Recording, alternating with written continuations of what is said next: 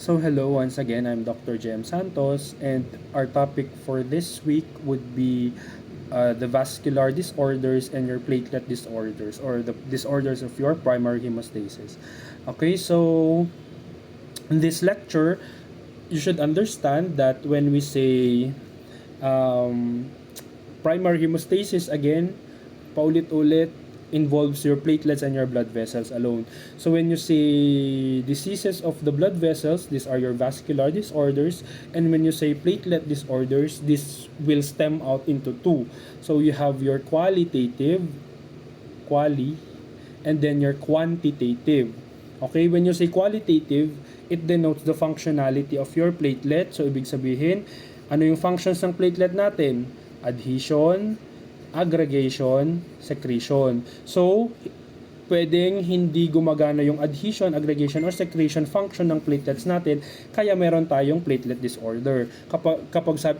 When we say sinabi naman natin quantitative platelet disorder, we can either have a low platelet count or high platelet count, or para mas maging scientific, thrombocytopenia or thrombocytosis.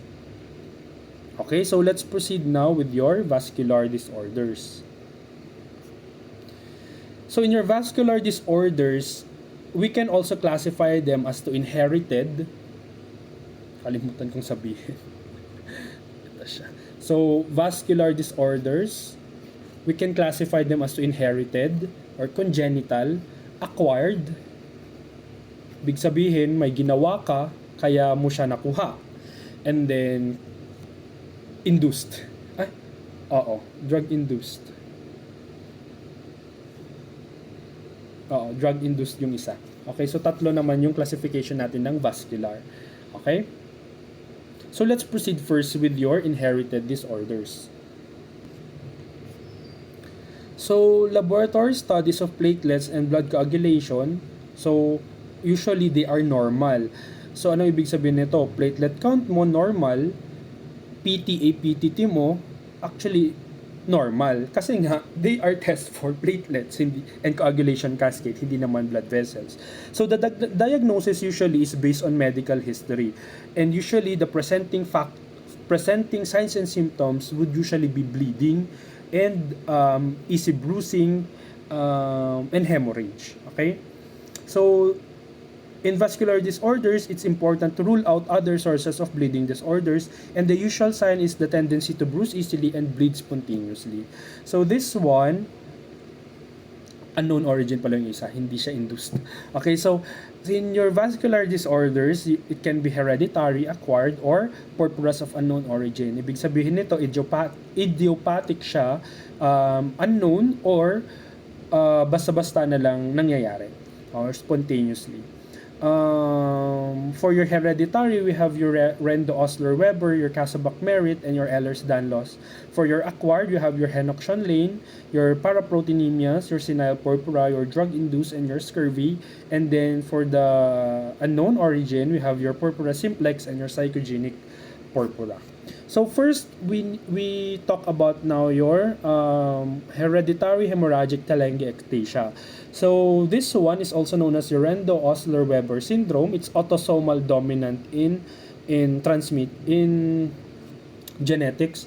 When you say autosomal dominant, diba, you need a copy of two dominant genes para mag-manifest siya. Okay? So, the characteristics is that you have a thin-walled blood vessel with a discontinuous endothelium. You have inadequate smooth muscle and inadequate or missing elastin in the surrounding stroma.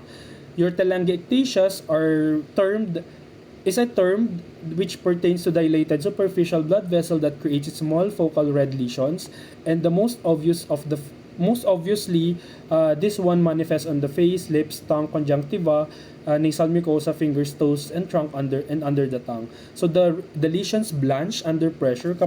When we say blanch, kapag pinindot mo, namumuti siya, and they manifest by puberty and progresses throughout life. So this one, ito ang typical presentation ng Osler-Weber syndrome. The telangiectasias are fragile and prone to rupture. Bakit? Kasi nga, dun sa pathophysiology natin, you have a thin-walled blood vessel. So, ibig sabihin, yung blood vessel mo, tapos discontinuous endothelium. Putol-putol yung lining. So, ibig sabihin, magli-leak out yung blood mo dyan. 'Di ba? And then missing elastin, 'di ba? As we've talked about before, surrounding your blood vessel is your collagen, elastin, 'di ba? So kapag walang elastin diyan, walang magpo-protect doon sa lining mo, kaya mas madaling mag-leak out yung blood. And then inadequate smooth muscle. So kapag inadequate yung smooth muscle mo, you cannot constrict or dilate your blood vessels. So one of the most prominent na sign ng Osler-Weber syndrome is your epistaxis.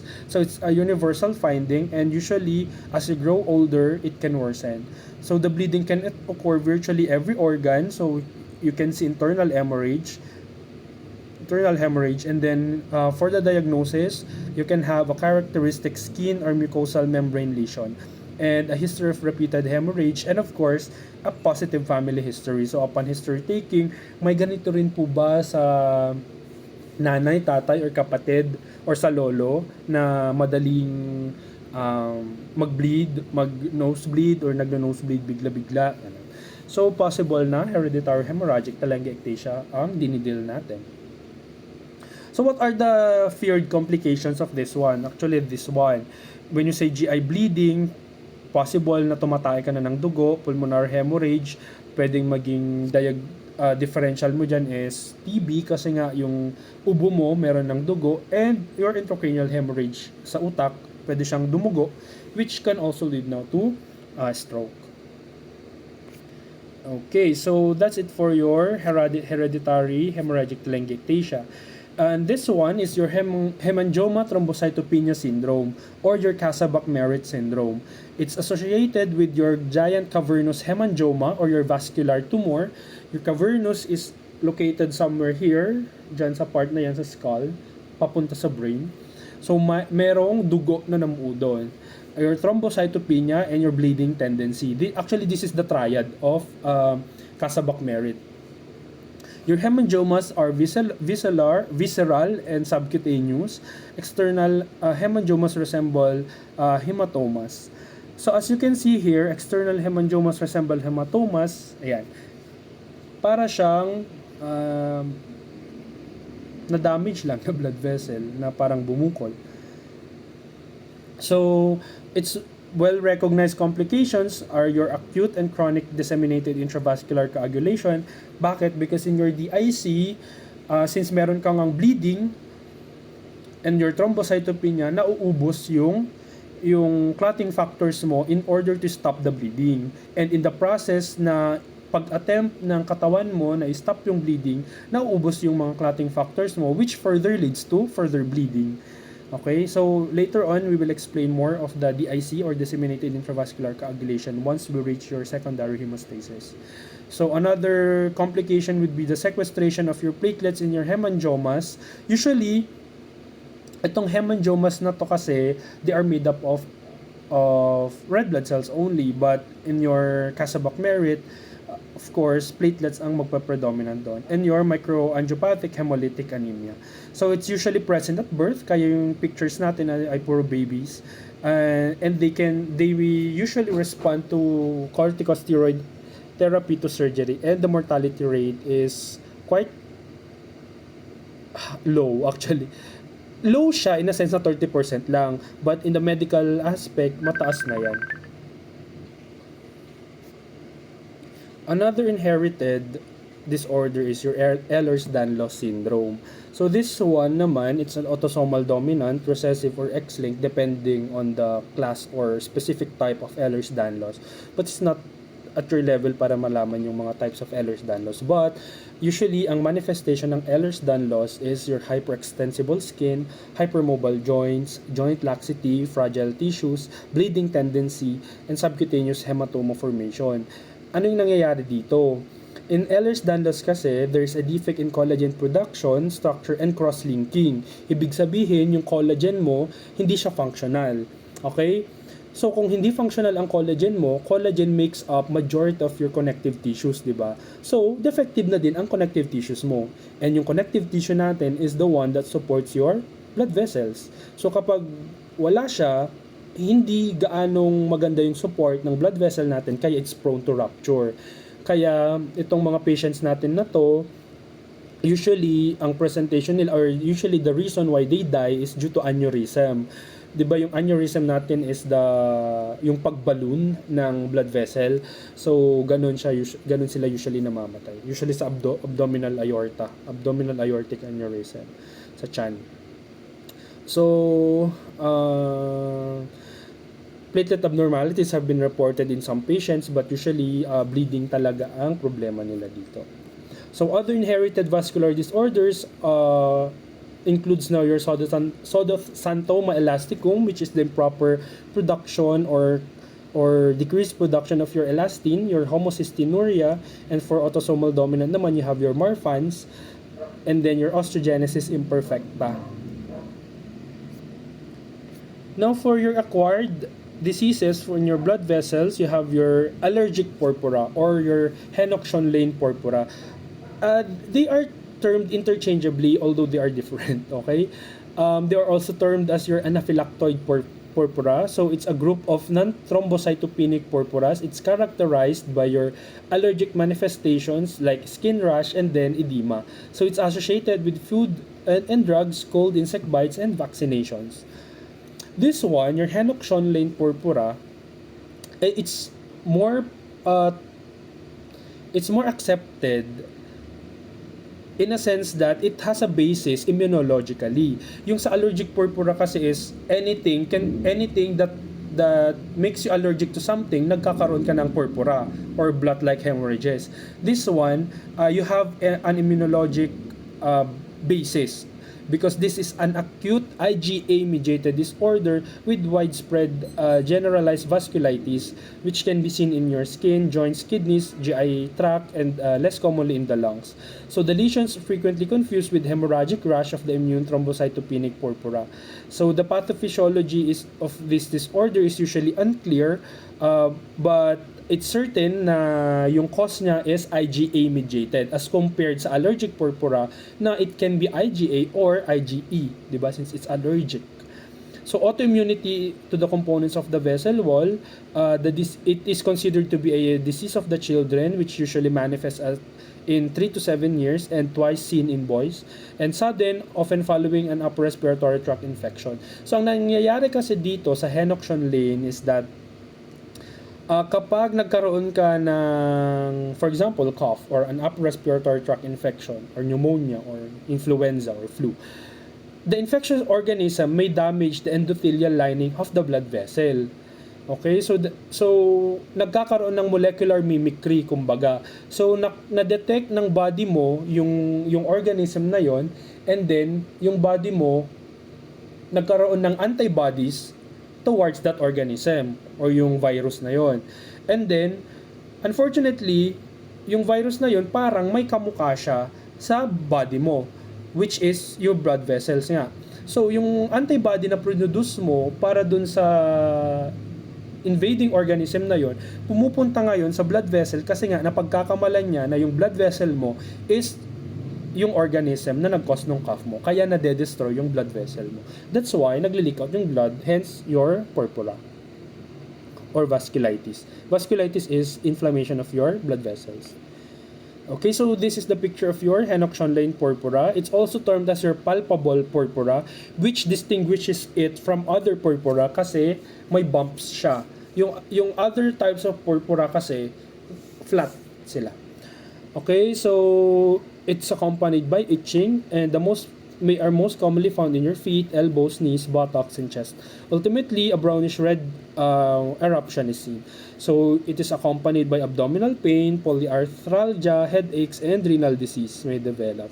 In your proteinuria, and it can also manifest as proteinuria and hematuria. Bakit? Kasi yung glomerulus natin, remember, is a tuft of blood vessel, di ba? Capillary siya. So, nadadamay siyang nasisira. So, the platelet count and blood coagulation is normal. In your paraproteinemias, Paraproteinemia, ibig sabihin nito, marami kang pinoproduce na immunoglobulin. So it can be your IgA, IgG, IgM, or your IgD. So the platelet function can be inhibited by your myeloma proteins. Abnormalities in platelet aggregation, secretion, and procoagulant activity which correlates with the concentration of the plasma paraprotein. Ibig sabihin nito, or this one is due to coating of the platelet membrane. Ibig sabihin, kapag masyadong maraming immunoglobulins sa blood vessel mo, mas malapot yung dugo. So kapag mas malapot yung dugo, hindi magagampanan ni platelet yung pag-adhere doon sa blood vessel or yung pag-adhere to one another or aggregate kasi nga napapalibutan siya ng mga immunoglobulins, your IgG, IgA, ganun. Okay, so kumbaga may nakaharang ng mga immunoglobulins. So high concentrations of your paraprotein, there's hyperviscosity and platelet dysfunction. So kapag hindi nag-function yung adhesion at aggregation mo, it can lead to severe hemorrhage. So another contributing factor to your bleeding is the inhibition of your fibrin polymerization because again of the presence of your high concentration of your immunoglobulins. So IgA myeloma, it can be seen in your IgA myeloma, Waldenstrom's macroglobulinemia or your IgM, and then in your IgG myeloma. Para ma-imagine nyo lang, no? So for example, ito yung platelet mo, marami kasing immunoglobulin na nakaharang dyan. So hindi makakapagdikit yung dalawang platelet kasi wala namang attraction sa immunoglobulin doon sa mga platelets mo. So they cannot facilitate your aggregation or secretion or aggregation. So the treatment for this one is the reduction in the level of your paraprotein. So we can have a therapeutic plasma exchange or phlebotomy. So nagtatanggal tayo ng dugo. So for long term, ito kasi your plasma exchange is short term lang. Here for your long term treatment will include now chemotherapy for the underlying plasma cell malignancy. So, di ba, usually kapag mataas kasing immunoglobulin mo, ibig sabihin, masyadong active si plasma cell, which would indicate a possible cancer of your plasma cells. Now, for your amyloidosis, amyloid is a fibrous protein. It is rigid, linear, non-branching aggregated fibrils of 7.5 to 10 nanometers wide. So, it has indefinite length. So, in your amyloidosis, it's the deposition of your amyloids. So, it can be primary or secondary and the localized or systemic. It manifests as your purpura, hemorrhage, and your thrombosis. So, kapag na-deposit kasi si amyloid in your vascular wall and surrounding tissues, again, hindi didikit si platelet, okay? So, chemotherapy still is your possible treatment. So, in your senile purpura, actually this one is considered to be normal as we age. Kasi nga, as we grow old, there tend to be lack of collagen support in your blood vessels and loss of subcutaneous elastic fibers. So, kita nyo sa mga lolo't lola ninyo, usually may mga pantal-pantal silang malilit na ganyan. They are termed as your senile purpura, okay? So, it is usually seen more in your men or in your grandpas, and then it has dark blotches. The dark blotches are flattened. They do not blanch with pressure. When we say blanch again, kapag linagyan mo ng pressure, namumuti siya. They resolve slowly. Sometimes kahit hindi mo siya pinapansin, nawawala siya. They are limited mostly to the extensor surface of the forearms and back of the hands, and occasionally they occur in the face and neck. And of course, the capillary fragility test is abnormal or increased. Other laboratory tests will be normal and no other bleeding manifestations. Usually, sa skin lang talaga siya nakikita. Now, for your drug-induced vascular purpuras, some of the drugs na very notorious for causing bleeding are your aspirin, warfarin, barbiturates, diuretics, digoxin, and your methyl dopa. So several antibiotics are your sulfonamides and your iodides. few petechiae and to massive general petechial eruptions. Ito yung usual na nakikita natin kapag may tinik tayong gamot and then nagkakaroon ng maliliit na pantal-pantal. Sometimes sinasabi natin, ay allergic ako dito. Possible na allergy siya, possible din na purpura yung mga manifestation. Okay? Si paracetamol, si penicillin kasi ang usual na talagang nagkukos ng allergic. But for aspirin, warfarin, purpura yung manifestation niya. Hindi siya makate, but ayun nga, nagkakaroon ka ng maliliit na pantal-pantal. So yung treatment natin dito, of course, is to remove the offending drug or stop mo si aspirin. No other treatment is necessary. And for your scurvy, that's why it's acquired kasi nga you need vitamin C for this one not to develop, okay? So vitamin C impairs your hydroxylation of your lysine and proline, which are essential for collagen formation. So kapag wala kang vitamin C, there's lack of collagen formation, which impairs the cohesive property of the matrix of your connective tissue and endothelium, which subsequently there will now be capillary hemorrhage beneath the mucous membrane and capillary accumulation. So as you can see on the picture, usually nakikita siya sa gums natin kasi very highly vascular yung oral cavity natin. Now for the vascular disorders of unknown origin, we can have your purpura simplex. It's extremely common. Ito yung sinasabi nilang nagkapantal ka bigla-bigla nang walang rason. So pagkagising mo isang umaga, meron ka ng pantal. So this one is the purpura simplex. So the cause is not known, maybe a feature of many disorders or it's a normal variation. So increased risk kapag nagtatake ka ng anticoagulants like aspirin, warfarin. So kapag low yung body weight mo, low body weight correlates well kasi with low connective tissue. Okay, so prior use of your corticosteroids and sun exposure. Your purpura simplex usually affects women and usually they develop on your thighs, sa thighs, buttocks, and your upper arms in people without known injuries. And people may have family members who also bruise easily. And the test for blood clotting system to look for clotting abnormalities, we can do that, but usually they tend to be normal and no abnormalities are found. So this condition is not serious and no treatment is needed. Now in your psychogenic purpura naman, it's termed as your Gardner-Diamond syndrome.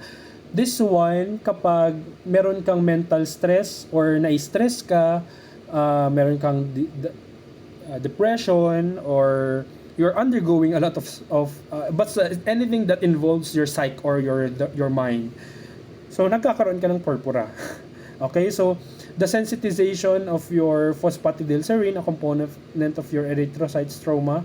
So manifestation usually occurs via spontaneous development of painful edematous skin, predominantly in your extremities, which may be isolated, multiple, progressing to ecchymosis over the next 24 hours.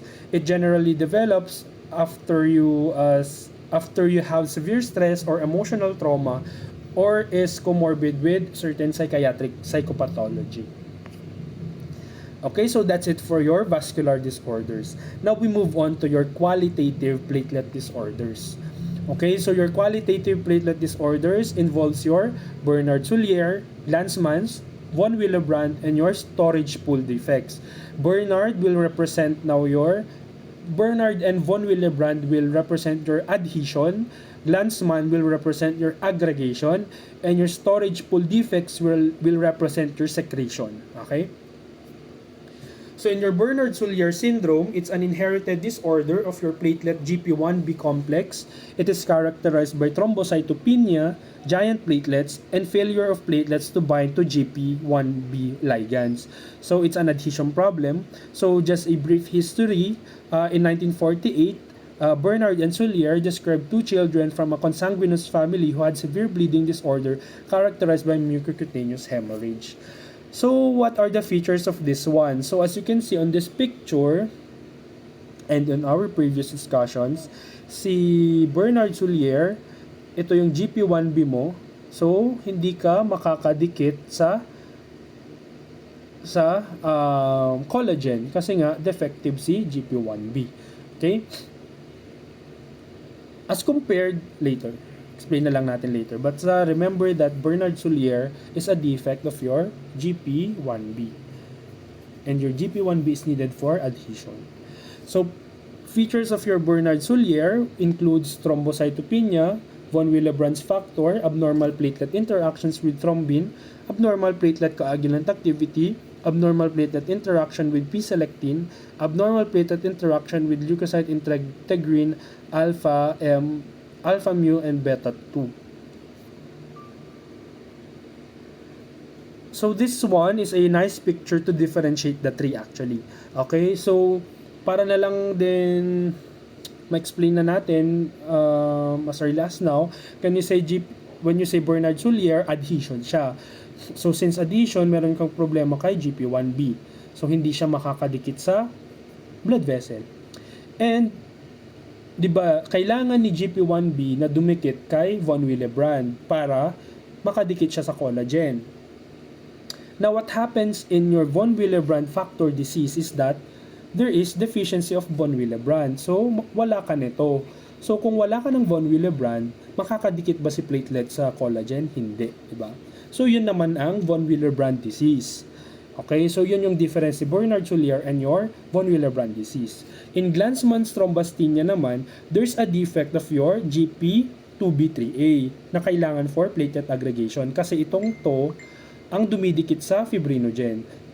So kung defective ang GP2B3A natin, hindi siya makakadikit sa fibrinogen, hence walang platelet aggregation na mangyayari.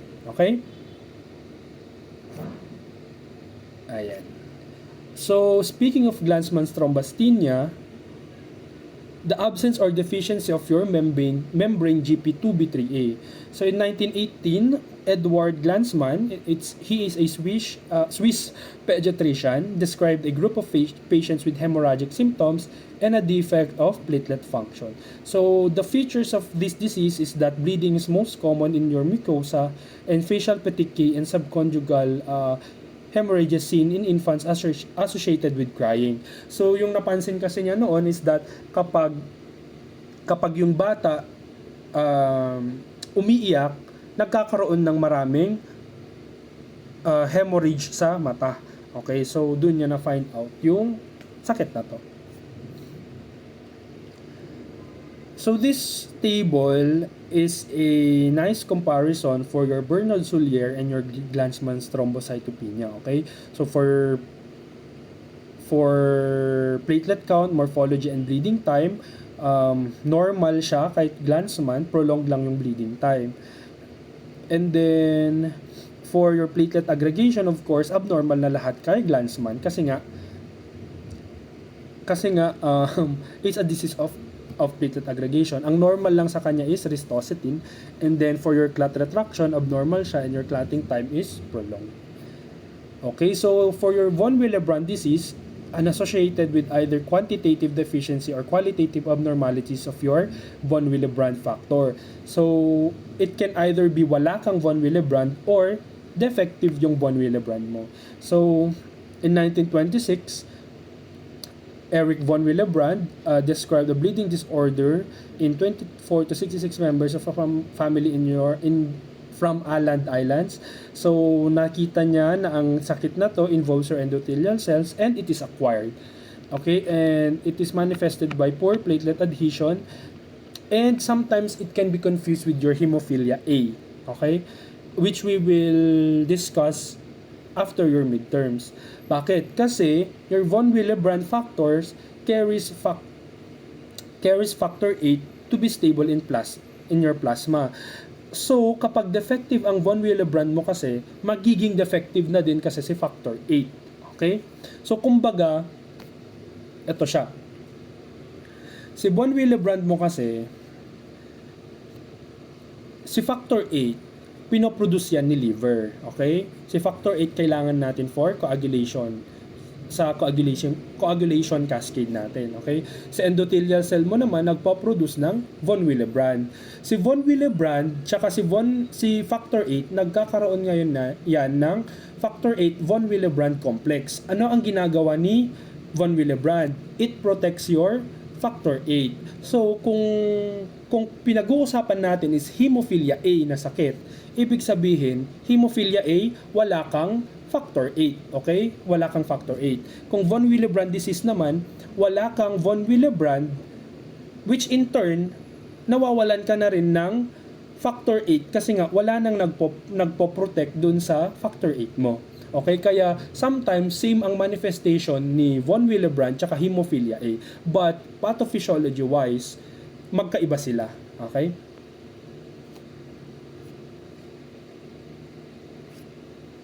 So this table naman is a summary table to differentiate your hemophilia A and your von Willebrand. So tignan nyo na lang kung saan sila nagkakaiba dyan or nagkakaparehas para mas madaling memorize. Okay, of course, abnormal siya sa APTT kasi nga kabilang si factor 8 sa intrinsic system natin. Mali to, dapat intrinsic to. This one. Intrinsic dapat yan. Okay, so this one are this table represents the types of von Willebrand disease. So 3 ang pinaka severe kasi nga there's complete absence of your von Willebrand. So ayan. If failed to aggregate or no plug and release if internal components of the platelet so phospholipids is important in a tetanus complex.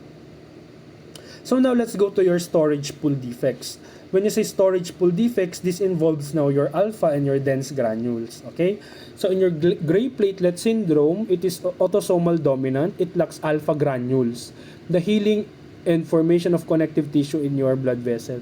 So as you can see, in the picture, you have hypogranular platelet kasi nga wala silang alpha granules. Kapag wala kang alpha granules, anong mangyayari?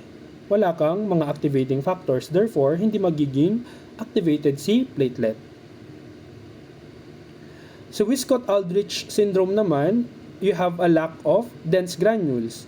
So, ano yung mga dense granules natin? Calcium, ADP, magnesium, ATP, and your serotonin. Okay, so ADP, the primary aggregating agent. So, in this disease, you have a triad of recurrent infections, thrombocytopenia, and your eczema. So, it's more of a skin manifestation and paulit-ulit na infection or sakit. So, it's a sex-linked immunodeficiency. And then you have your Hermansky-Pudlak syndrome. It's autosomal recessive. There is albinism and the triad of tyrosinase, oculocutaneous albinism. So as you can see in the picture, ayan, albino tong patient na to na merong Hermansky-Pudlak. Chajak-Higashi naman, albinism, meron ka rin. But then you have recurrent infections and giant lysosomes. So cells containing granules, fused platelet, and the most common invading organism is your Staphylococcus aureus. And in your prostaglandin enzyme deficiency, kapag na-inhibit sa cyclooxygenase natin by your NSAIDs like your aspirin, so nagkakaroon ka din ng bleeding. Or na temporarily na shutdown yung platelet activation natin. Thrombocytopenia and thrombocytosis. So that's about your qualitative. So now let's proceed to your quantitative defects. Okay?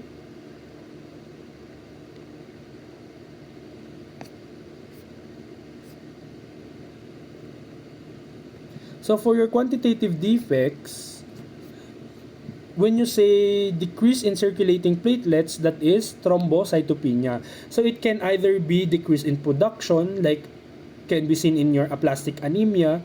When you say aplastic anemia, lahat na ng bloodlines, including WBCs, RBCs, lahat na decreased. Suppression of your megakaryocyte, the TAR syndrome, your myelophasic process, and your infective thrombopoiesis.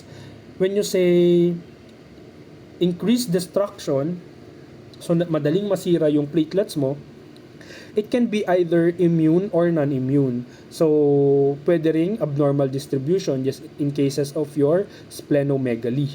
Kasi napupunta lahat doon yung platelets natin. So, the reference range of our platelet is usually approximately 150 to 450 per ml. So the thrombocytopenia threshold natin is if your platelet count is lower than 100,000, it's the most common cause of clinically important bleeding. But in practice, as I've said, mas nakakakita kami or mas warning, kumbaga, yung 50,000 and below. Doon mo talaga automatically makikitahan mo yung patient mo ng bleeding. So differentiating true thrombocytopenia from artifact, when you say true thrombocytopenia, it's confirmed by of course, your platelet count. Okay? Kapag thrombocytopenia artifact naman, it can be due to improperly prepared blood smears, so hindi proper yung mixing na ginawa mo, ganun. And then, in your automated cell counts, which have clumping of platelets, kaya kino-compute niya yung platelet into other cells as compared to talagang platelet siya. Kasi nga, kapag dikit-dikit yung platelet, nag-add up yung size niya, mamimimic niya yung WBC or RBC. Just like in cases of platelet satelitosis. So, pathophysiologic processes leading to thrombocytopenia, you can have, ayan, as I've said, decreased production, accelerated destruction, or abnormal platelet distribution or sequestration. So, manifestations of thrombocytopenia, hemorrhage, specifically in your small vessel, contributing factors would be trauma, of course, kapag nabugbog ka, mas madali kang mag-bleed, defective platelet function, and your vascular fragility. So, types of hemorrhages associated with thrombocytopenia include your petechiae, which are small pinpoint hemorrhages, your purpura, larger to than petechiae, and then your ecchymosis, it's large irregular hemorrhage, also known as your bruises. Ito yung nakikita ninyo after phlebotomy, okay? Hindi siya hematoma. So the clinical bleeding and platelet count correlation, when you say bleeding risk, it's uncommon when platelet count is greater than 50. Ito yung sinasabi ko kanina. So increases progressively as count decreases below 50. Symptom variability naman, kapag less than 20,000, have minimal or no symptoms, and if the high risk threshold, your platelet count reaches less than 10, and it poses high risk for serious hemorrhagic episodes. So, ayan, nakat lang siya, but you can look it up in your RODAX, box 40-1, the classifications of your thrombocytopenia. So, nandyan na lahat yung possible causes bakit ka merong low platelet count. Technically kasi speaking, no, when you say decrease and increase platelet count, it would just, they are just numbers for me, ha? Not unless may nakikita akong, not unless ma-reach niya yung less than 50 nga. Or kapag less than 150 naman siya, tapos nakikitaan ko naman yung patient na hindi naman siya nagbi-bleed, pinapabayaan ko lang, okay? Or kapag less than 150, hindi pa niya na-reach yung 50,000, tas nagbi-bleed na, of course, you need intervention. Kaya nga, as I've said, they are just numbers, okay? And then, yung cause later on, secondary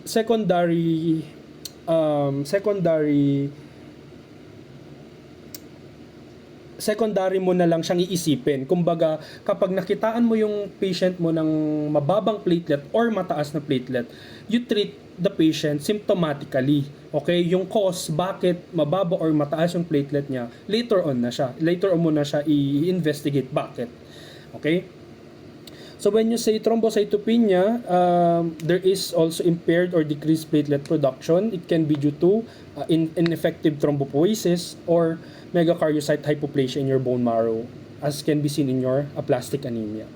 So this one, inherited thrombocytopenia or congenital hypoplasia, and then key disorders can involve your Fanconi anemia, your TAR syndrome, your Wiskott-Aldrich, your Bernard-Soulier, and your May-Heglin. Ewan ko ba't nakakat siya dito, pero kapag sa stream naman hindi. Pero kapag present nakakat siya.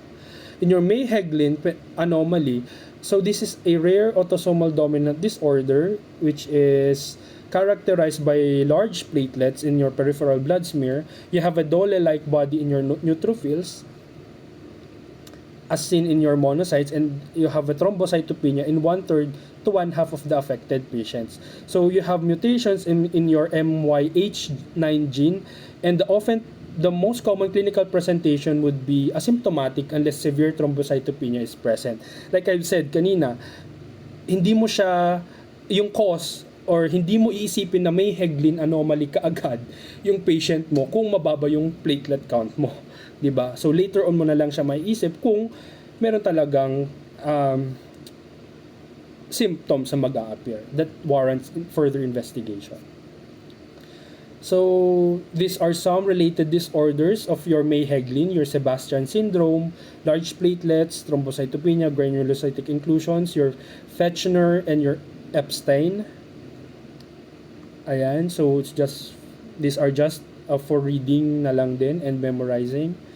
Your TAR syndrome, or your thrombocytopenia with absent radius syndrome, it's also an autosomal recessive disorder. It is seen in your severe neonatal thrombocytopenia. This is a congenital absence or extreme hypoplasia of your radial bones in your forearms with absent, short, or malformed ulnae and other orthopedic abnormalities.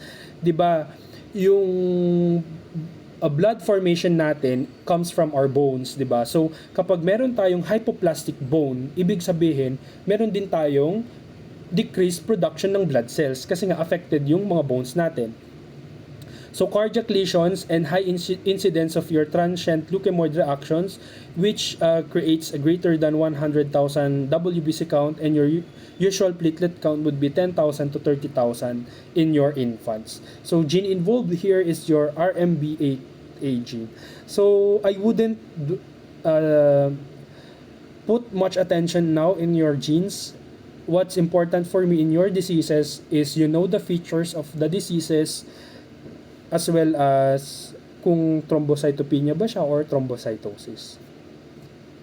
So this is a picture of your TAR syndrome. So, 'di ba, sabi ko nga it's a bone deformity. So nakikita niyo sa picture, halos wala na siyang kamay, or wala siya nung ulna and radius, which is this one. So in your Fanconi anemia, it's a type of your aplastic anemia, 'di ba? Remember, your plastic anemia can be Diamond-Blackfan or Fanconi. So in your Fanconi anemia, it's associated with thrombocytopenia among other hematologic abnormalities. So you also have your congenital megakaryocytic thrombocytopenia. Ito naman mas specific lang siya sa megakaryocytes. So platelet counts usually less than 20,000 at birth, and petechiae and bleeding are common. You have your autosomal dominant thrombocytopenia. The features is that you have incomplete megakaryocytic differentiation, normal platelet morphology and size, and bleeding usually is mild or absent. Again, don't mind the genes that I've put there. In your X-linked thrombocytopenia, what's involved here is your WAS gene and your GATA1 gene. Kung naalala nyo pa si GATA1 gene, di ba? It's the gene responsible for your megakaryocytopoiesis. So, kung defective yung gene na yan, of course, wala tayong megakaryocytes, wala tayong platelet. So, it ranges from mild thrombocytopenia and small platelets and absent or mild bleeding to macrothrombocytopenia with severe bleeding. So, you also have your neonatal thrombocytopenia. This one is seen in your infants if their platelets reach less than 150,000, and its onset is 75% within 72 hours of birth. The primary cause is impaired platelet production. The other causes of your neonatal thrombocytopenia is your infectious agents. Kapag si mother kasi, nung nagbubuntis pa siya, possible na nagka-torch infection siya. If you recall your torch infection, it's composed of your toxoplasma, rubella, CMV, and your herpes. Ano si O, Doc? O is others. So, others there would be syphilis, Hepa B, basta yung mga iba't ibang diseases na pwedeng ma-acquire ni mother during pregnancy. The most common here in your torch infection is your CMV, because it inhibits your megakaryocytes and their precursors, which leads now to impaired platelet production. Neonatal thrombocytopenia can also be seen if your patient is exposed to HIV. So si mother may HIV siya, and then nagkaroon ng naipasa niya kay baby via the umbilical cord, and then yun, nakuha niya, and then there is decreased platelet production because of the virus attacking now your myeloid progenitors. And then your drug exposure, these are termed as your teratogens. So you have your chlorothiazide and your tolbutamide. So these are cytotoxic effects of the fetal marrow megakaryocytes, and then your bone marrow examination reveals a marked decrease or absence of your megakaryocyte. Now, in your drug-induced hypoplasia, you have your chemotherapy drugs. Because in your cancer patients, di ba, linalabanan mo ngayong cancer. So, kapag nag-take ka ng mga methotrexate, busulfan, cytosine arabinoside, cyclophosphamide, and cisplatin, they will attack now also your normal cells, and usually they have a tendency to attack yung myeloid or yung mga cells na nasa bone marrow natin or our blood precursor cells, kasi nga they are the ones actively dividing. Okay, so ayun, somehow nakaka-affect to siya doon sa pag-produce natin ng megakaryocytes. So, the effect would be suppression of the bone marrow megakaryocyte and hematopoietic cell production. So, management, monitor platelet count, and consider recombinant interleukin 11 or thrombopoietin. Remember that interleukin 11 is needed for thrombocytopoiesis, di ba? And of course, your thrombopoietin. So, kapag yung mga cancer patients namin, kapag nagkikimo sila, usually binibigyan din namin sila ng thrombopoietin, filgrastim, which filgrastim is pamparami din ng WBC para hindi sila mawalan ultimately ng WBC, because they will be prone to infection later on.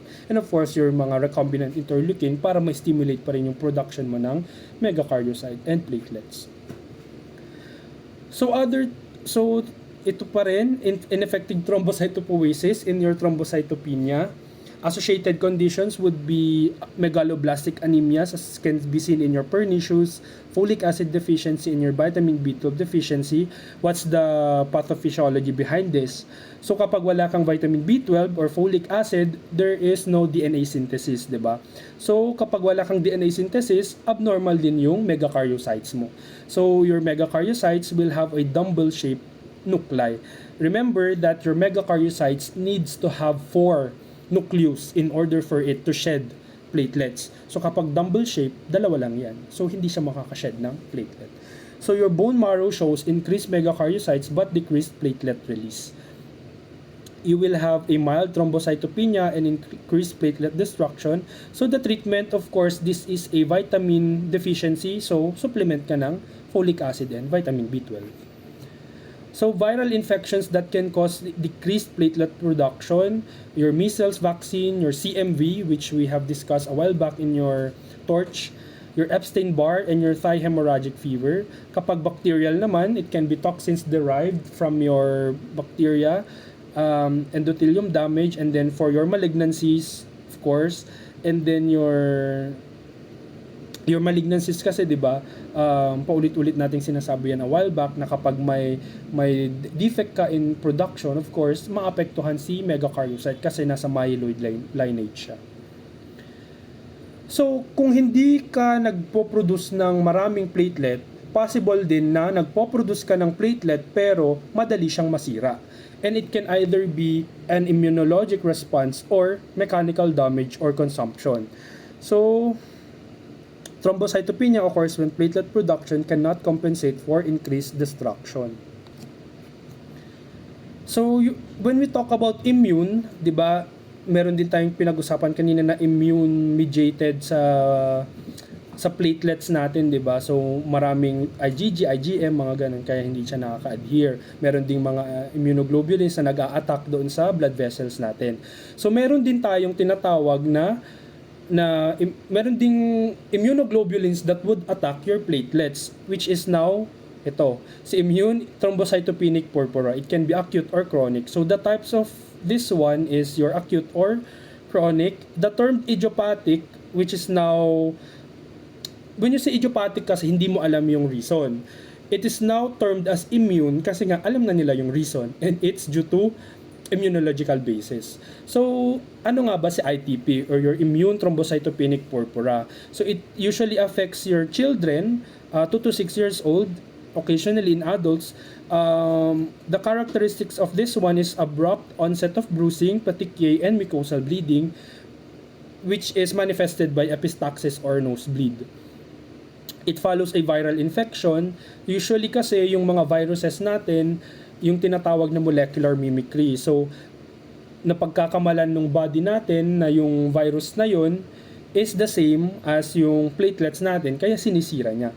Okay, so common triggers are your ORT or your upper respiratory tract infections or your gastrointestinal infections like your rotavirus, and kapag nag-post-vaccination ka because somehow your vaccines carry parts of the virus that can also mimic some body parts or your platelets.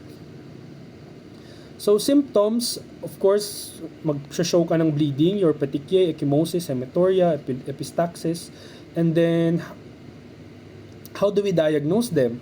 So upon platelet count, there is severe thrombocytopenia with recent bleeding signs, no family history of hemorrhagic abnormalities or thrombocytopenia, and typically no bone marrow examination needed. So in your chronic immune thrombocytopenic purpura, chronic, ibig sabihin mas matagal. So it affects any age, most common in adults, age 20 to 50. So comparing acute and chronic, di ba? Si acute is more on children, si chronic is more on adults. So it's insidious. It has an insidious onset with fluctuating platelet counts, persistent mucocutaneous bleeding like your menorrhagia. Menorrhagia is the term for excessive menstrual bleeding, your recurrent epistaxis, and easy bruising. So what is the mechanism of your immune thrombocytopenic purpura? So you have autoantibodies targeted to your platelets. The immune system produces autoantibodies often directed against platelet surface glycoproteins such as GP1B and GP2B3A and your GP1B. 'Di ba? Itong platelet receptors natin na to is needed for your aggregation and adhesion. So, nagpo-produce ngayon tayo ng antibody directed towards these receptors. Kaya, yung body natin, technically, is sinisira niya tong receptors na to, kaya, nasisira na din si platelet. So, kakaroon ka ng thrombocytopenia. And manifestation mo si purpura. Okay, nagkakaroon ka ng blood-like hemorrhages. So in your platelet destruction, autoantibodies mark platelets destruction by the reticuloendothelial system, leading to their premature removal from the circulation. And impaired platelet production, your autoimmune targeting may also affect megakaryocytes, leading to reduced platelet production. So usually the platelet lifespan is reduced from 7 to 10 days to a few hours. 'Di ba normal natin usually is 1 week, 'di ba? 1 week to 10 days. And then this one in your ITP nagiging few hours lang. So pagkalabas, nasisira ka agad siya because of the autoantibodies na pinoproduce ng katawan natin. So the bone marrow findings is that you have a megakaryocytic hyperplasia with increased abnormal megakaryocytes. Bakit? Kasi nga, nadedetect niya na maraming platelets na nasisira, kaya tinatry niyang mag-compensate. Kaya yung megakaryocyte mo, lumalaki siya. Kasi nga, nag-a-attempt siya na mag-produce pa ng maraming platelet. Pero since powerful ang autoantibodies mo, mababa pa rin. Kaya meron ka pa rin thrombocytopenia. Okay, so ayan, platelet counts typically 5,000 to 75,000 lang. Normal RBC and WBC counts. Elevated mean platelet volume kasi nga mas malalaki ng platelets yung pinoproduce mo, and these are termed as your reticulated platelets, 'di ba? They are released under stressful conditions. And then, special test, your platelet-associated IgG levels may be increased, and there's no specific diagnostic test. So, the diagnosis is more of a clinical. So, tinitignan natin yung patient and then exclude natin yung ibang causes before we declare immune thrombocytopenic purpura. kapag na-eliminate mo na si dengue, na-eliminate mo na si bone marrow anomalies, mga cancer, mga ganun. So this one is just a differentiation of your acute and chronic thrombocytopenic purpura. And then you have your immunologic drug-induced thrombocytopenia.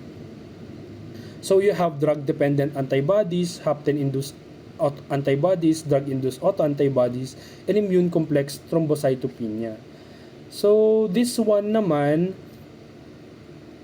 nagkakaroon ka ng thrombocytopenia kapag meron ka lang nung drug na tinake mo. Okay? So common drugs are your quinines, your quinidines, and sulfonamides.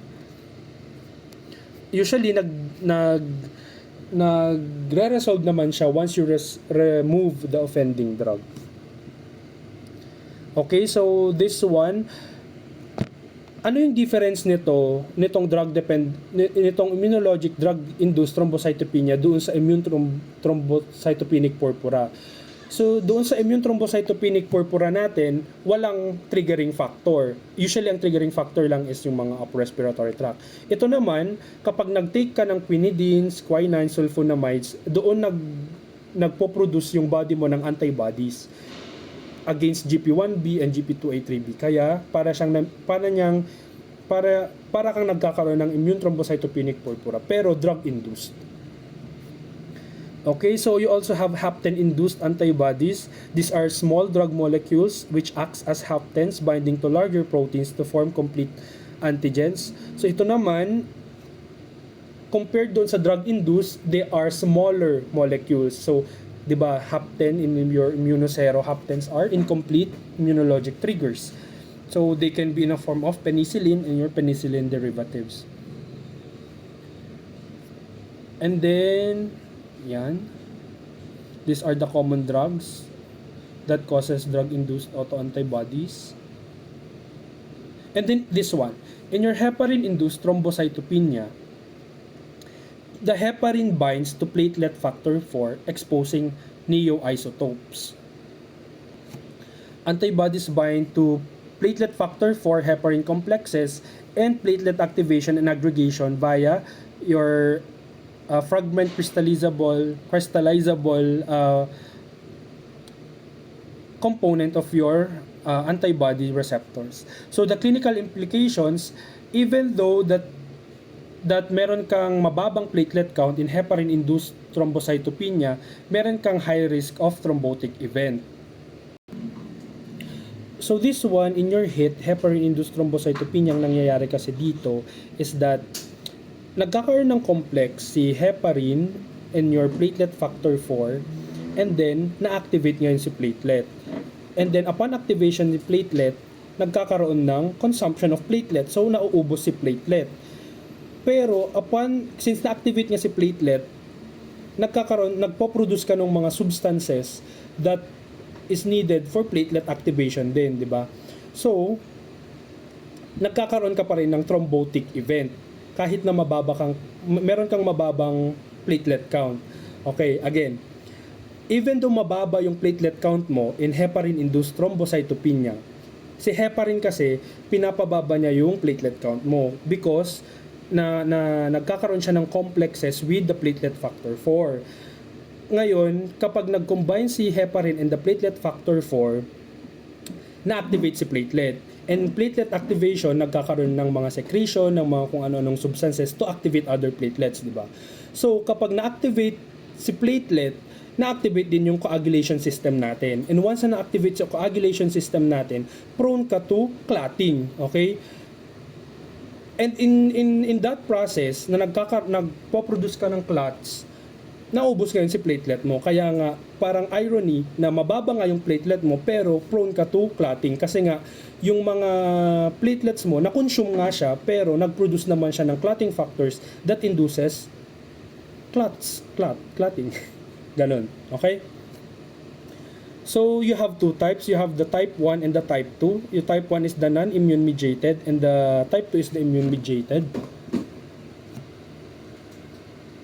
It has a mild transient thrombocyte. In your type 1, you have a mild transient thrombocytopenia It occurs within days of heparin initiation, and platelet count recovers despite continued heparin use.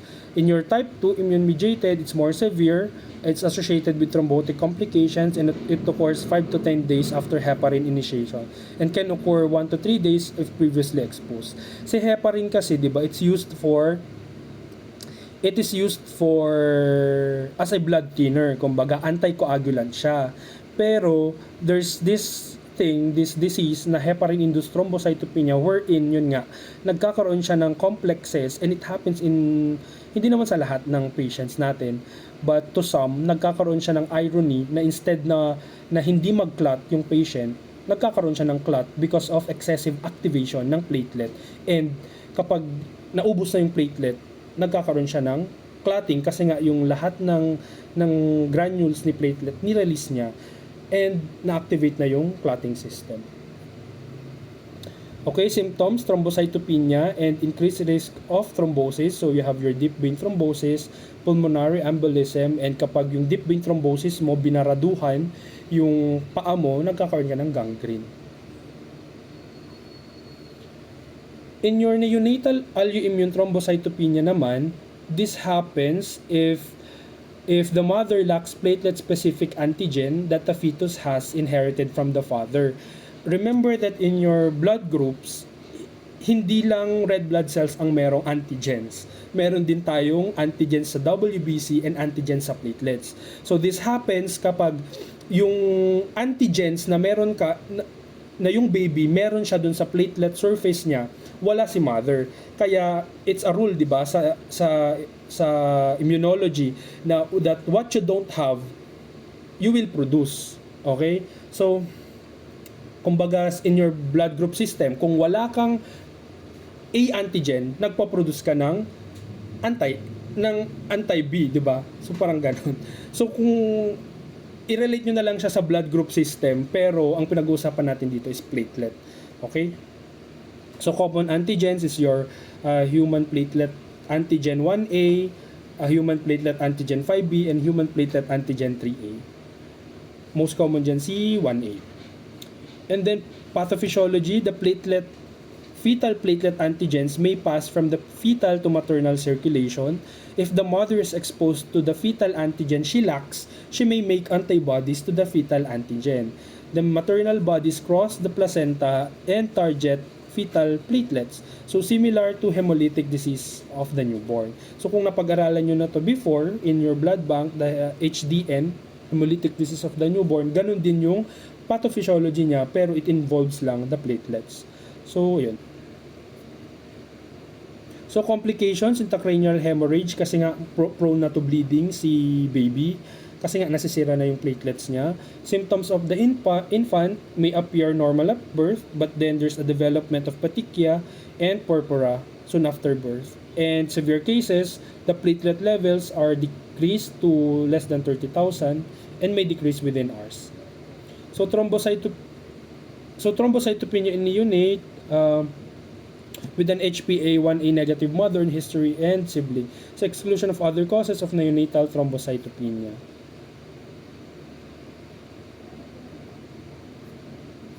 This one naman, when you say alloimmune kasi, you need other people for you to develop antibodies. When you say autoimmune naman, you need only yourself to produce antibodies, di ba?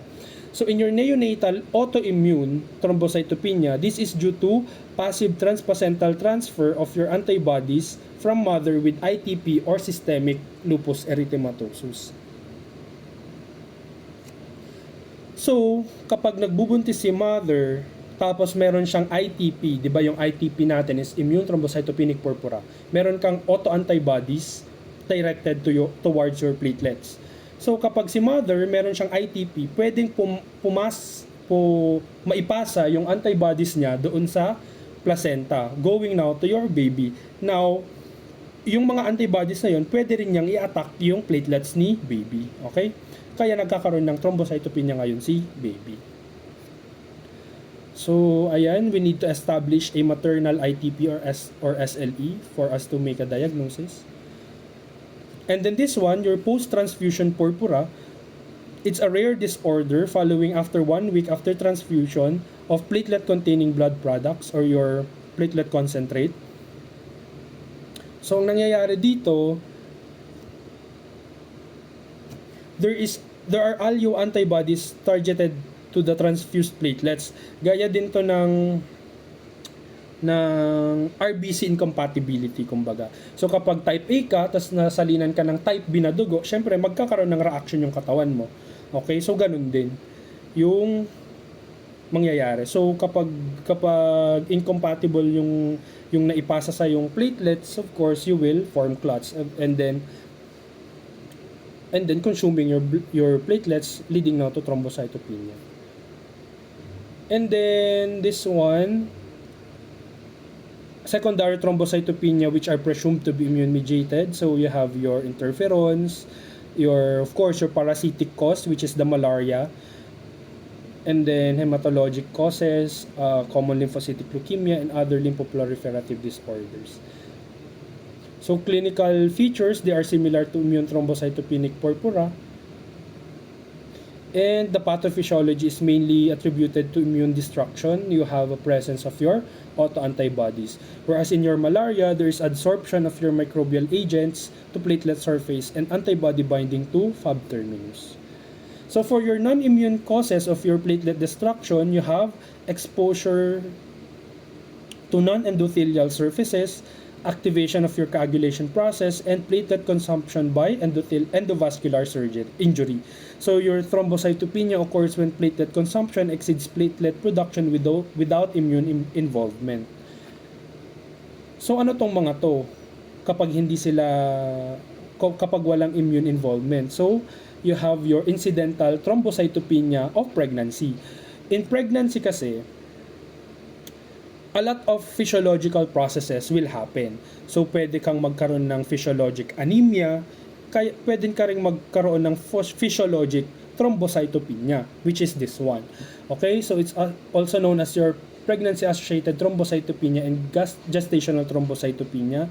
Anong nangyayari dito? Kapag buntis ka kasi, kusang nagli-leak out yung blood mo, kaya nga may mga buntis na manas, di ba?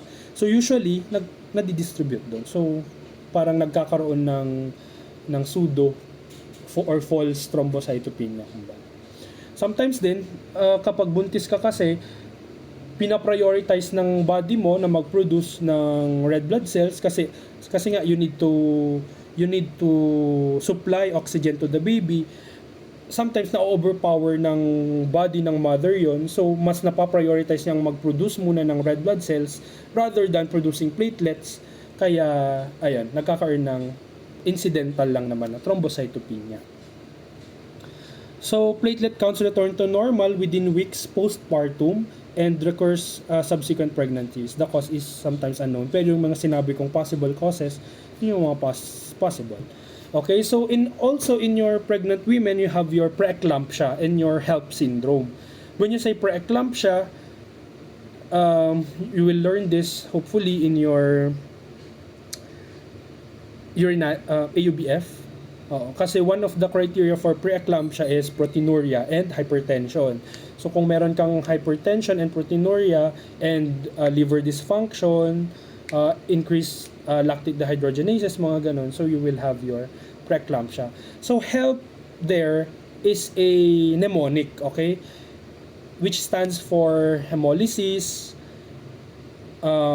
elevated liver enzymes, and your low platelet. Okay, so ayan. So yan. So kapag napabayaan kasi si preeclampsia, magli-lead siya to eclampsia, which is manifested by seizure sa buntis. So that is deadly kasi sometimes irreversible na kapag na-reach natin si eclampsia. So as early as now, as early as preeclampsia pa lang, kapag nakita na mababa yung platelet ni mother, may hemolysis, tapos elevated yung mga liver enzymes niya, ayan, inaagapan na siya kaagad. Another non-immune mediated mechanism is your hemolytic disease of the newborn. So usually moderate lang naman siya. it's associated with Rh or ABO, blood group incompatibility. And then your thrombotic thrombocytopenic purpura or your TTP, which is known as your Moskowitz syndrome. So it's a triad of your MAHA and your thrombocytopenia and neurologic symptoms. Additional symptoms may include your fever and your renal dysfunction. So the types of your TTP is your acute drug-induced, your familial, and your chronic relapsing. Ano ang mechanism ng TTP or thrombotic thrombocytopenic purpura? So, kapag meron kang deficiency sa ADAMTS13, this is a gene, okay? Si ADAMTS13 kasi, it functions to cleave ultra-large von Willebrand multimers, okay? So, deficiency, magkakaroon ka ng maraming ultra-large von Willebrand, which ultra-large von Willebrand factor, and then magkakaroon ka ng platelet aggregation and thrombi formation. So, kapag ito, 'di ba, since masyadong malaki si von Willebrand, madali ka lang magkaroon ng platelet aggregation. Therefore, kapag nag-aggregate yung platelets mo, na-consume siya. So, bumaba yung platelet count mo. And then, kapag nagkaroon ka ng aggregation, may clot formation. Kaya, predisposed ka din to thrombi formation. Okay? So, ganun yung ibig sabihin niya. Kaya, dissect nyo yung word. Thrombotic, bakit? Kasi nga, meron kang platelet aggregation. Thrombocytopenic, bakit? Kasi nga, na-consume mo yung platelets mo, kaya bumaba yung platelet count. And then, purpura because of bleeding tendencies. Ayan. And then, you also have your hemolytic uremic syndrome. This one is caused by your E. coli O157H7, okay? So it has the Shiga toxin producing bacteria, which is predominantly in children. The symptoms here is your bloody diarrhea. So the pathophysiology of this one is that your Shiga toxin na na-produce ni E. coli, it damages your renal endothelial cells. And in your renal endothelial cells, nagkakaroon din dun ng ultra-large von Willebrand factors. Kaya nagkakaroon ng thrombi in your renal vasculature. So kapag may thrombi dun sa renal vasculature mo, mawawalan ngayon ng blood supply yung kidney mo. So, ano mangyayari? Magiging dysfunctional si kidneys. Ano bang function ni kidney? To release yung mga toxic substances. Ano yung mga toxic substances? Blood urea nitrogen, uric acid, creatinine. Kapag nag-accumulate yon, magkakaroon ka ngayon ng uremia. Kaya nga, hemolytic uremic syndrome. Okay, so, difference of your HUS from your TTP. Ayan. Now, this one, as I've said a while back, is your disseminated intravascular coagulation.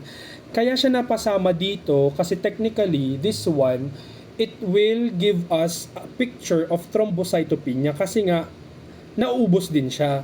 Pero ang main mechanism kasi nito is or involves now your clotting systems which will be discussed after midterms. Okay? So your disseminated intravascular coagulation, also known as your consumptive coagulopathy. This one, drug-induced thrombocytopenia, na-discuss na natin ito kanina. Okay, so yun yung reasons of increased destruction. Okay, it can either be immune or non-immune. Ngayon naman, thrombocytopenia na ang cause naman is abnormal distribution. Anong possible na nangyari? Possible na meron kang splenomegaly. Diba? As I've said before, your spleen is the graveyard of your platelets or the sequestration of your platelets. So kapag malaki ang spleen mo, mas marami siyang ma-accommodate na platelets or mas maraming magtatago doon na platelets. So kung mas maraming pupunta doon na platelets, mawawalan ka ngayon ng circulating platelets. So thrombocytopenia. So splenomegaly, which can be due to Gaucher disease, Hodgkin, sarcoidosis, lymphoma, cirrhosis, or portal hypertension. Okay, so yun. Other causes may be surgical or procedural causes like your hypothermia, lowering body temperature during surgery leads to transient thrombocytopenia, and massive transfusions. Bakit? Kasi kapag masyadong maraming na-transfuse sa'yo na blood, madidilute ngayon yung sarili mong blood. Therefore, kapag phlebotomy ka, then chinek mo yung platelet count, possible na there's a dilutional effect, kumbaga. So that's it for your thrombocytopenia, mababang platelets. So now move on to our mataas na platelets or your thrombocytosis or increase in circulating platelets. So overview, so thrombocytosis is termed as your abnormally high platelet count or greater than 450,000. It can be reactive or myeloproliferative. When we say reactive, may nangyari sa'yo, kaya need mong mag-produce ng platelets. Kapag myeloproliferative, cancer. Okay, threshold, kapag less than 800,000, reactive yan, myeloproliferative naman if it exceeds now 1 million. So it can also be absolute or relative. When we say absolute, excessive production. Kumbaga, nakikita mo to sa leukemia. Or kapag relative naman, there's an injury. Kumbaga, nasugatan ka, kaya need mong mag-produce para makompensate yung sugat. When you say primary naman or secondary, it can be your primary can be due to polycythemia vera, which is again from a form of myeloproliferative disease, and secondary if it is reactive or kapag by blood loss. So when you say reactive thrombocytosis, it's also known as your secondary thrombocytosis. It refers to an elevated platelet count that occurs as a response to an underlying condition rather than a primary disorder of platelet production. So conditions associated with this one would be acute blood loss, splenectomy. Of course, wala nang graveyard yung platelets mo. So, saan sila? Sa peripheral blood na lang. Childbirth, chronic inflammatory diseases, infections, iron deficiency anemia, and malignancy. So mechanisms of reactive thrombocytosis, your platelet production is responsive to regulatory stimuli. Diba yung thrombopoietin natin before, we described it to be has an inverse relationship to your platelet. So kapag mababa ang platelet count mo, mataas ang thrombopoietin. Kapag mataas ang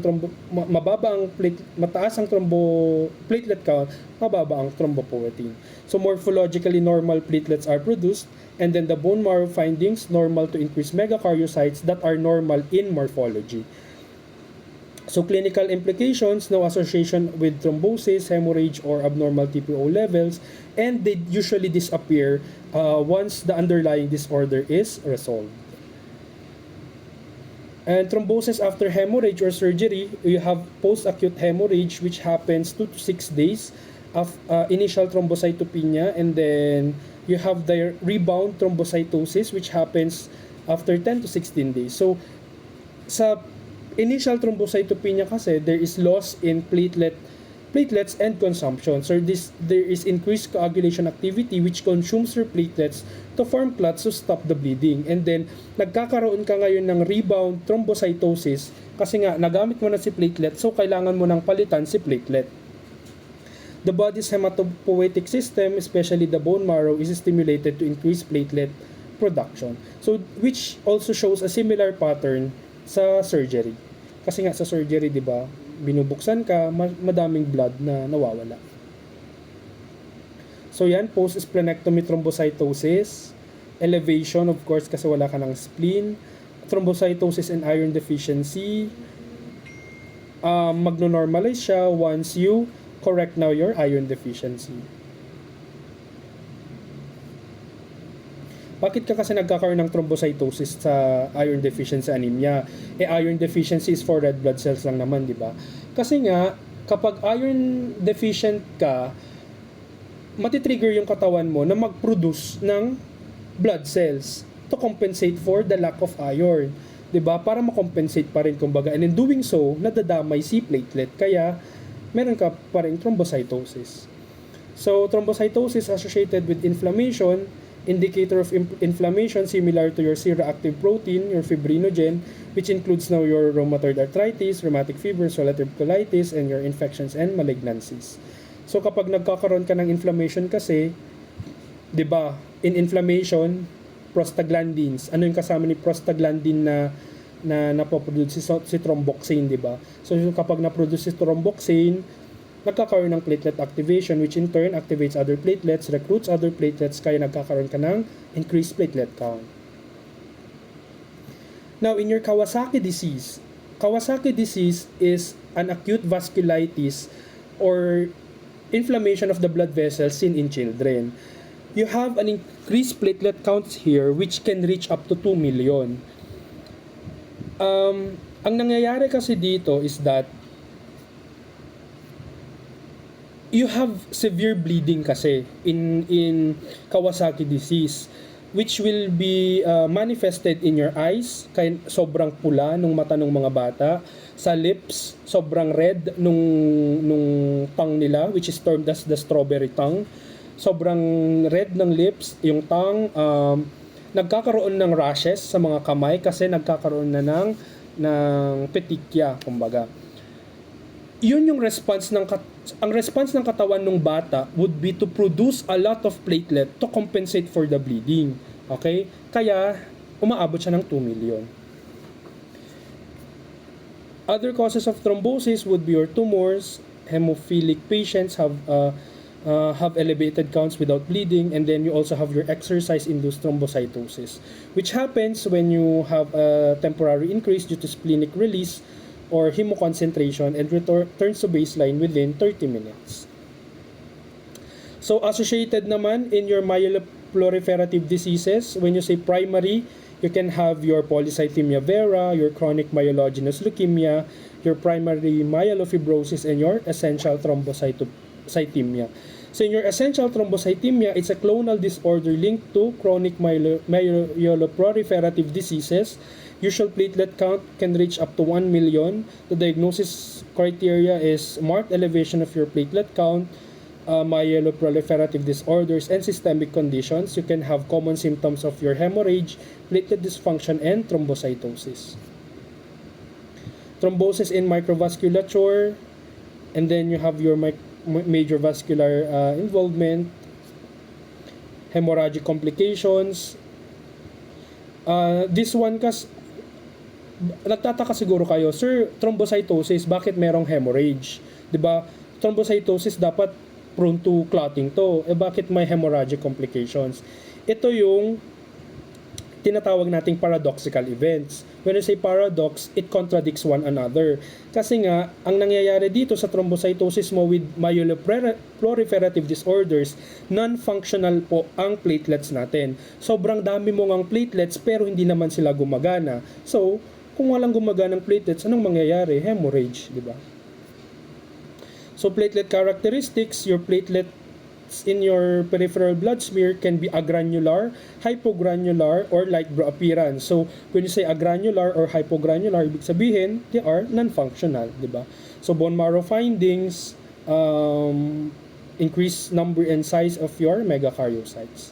So, treatment considerations would be lowering the platelet count, suppressing now your myeloid lineage by your anti-cancer agents, platelet apheresis in severe cases, and interferon alpha.